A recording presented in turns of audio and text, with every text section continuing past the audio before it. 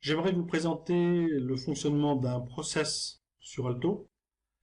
Le process est constitué d'actions. Les actions sont distribuées sur le calendrier des échéances des personnes concernées, où elles vont directement les ouvrir et faire leurs tâches. Dans la présentation, je vais vous montrer un tableau de bord process pour vous montrer la progression des différentes étapes. Donc, je vais choisir un process des approbations commerciales. Le process est constitué d'un ensemble d'actions, 18 dans cet exemple. Tout en partie seront consommées, et également des documents support où on va pouvoir stocker des fichiers, des informations, des forums, etc.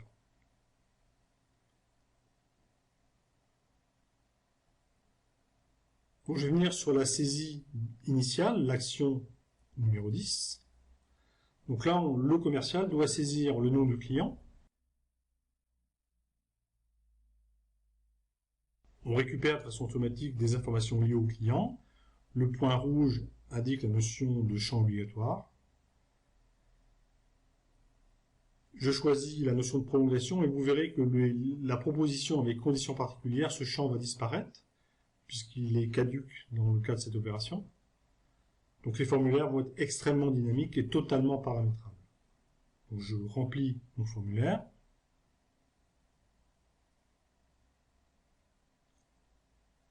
Et une fois ce formulaire rempli, je vais simplement l'enregistrer. Des règles de gestion se mettent en route et automatise toute l'organisation du document. Si je rafraîchis le tableau de bord, on voit que l'étape 10 est validée, on est passé en vert. Parce que j'ai choisi prolongation de contrat, on passe directement sur l'action 110, c'est-à-dire faire la synthèse de prix avec l'ingénieur d'affaires. Le prix se calcule à l'aide d'un fichier Excel. Donc dans les documents support, je vais avoir un document avec Excel. Donc je vais ouvrir ce document. Certaines informations ont déjà été transférées dans le document support, qui ne sont pas modifiables. Je vais ouvrir le fichier Excel. Alto va transférer de manière automatique des informations du document vers le fichier Excel. Et je vais faire ma saisie de données dans Excel. Là, nous sommes dans un fichier Excel classique. Une fois ma saisie terminée, je vais revenir sur le document. Je vais l'enregistrer.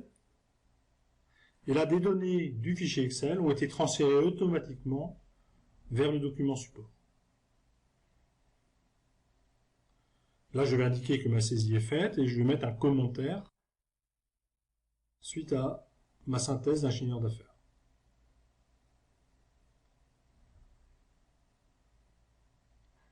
Je vais rafraîchir l'écran.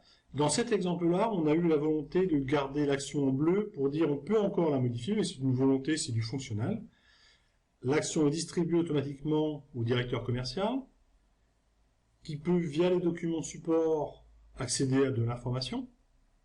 Par exemple, on peut avoir un document forum collaboratif où on va pouvoir discuter entre collaborateurs sans s'envoyer de mail et que cette discussion reste dans le document, accessible à tout moment, dans le temps ou aux différentes personnes autorisées.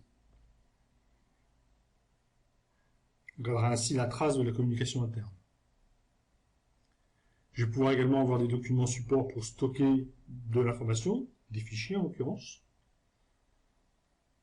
qui seront accessibles, toujours pareil, dans le temps et aux différentes personnes, selon toujours les autorisations d'accès.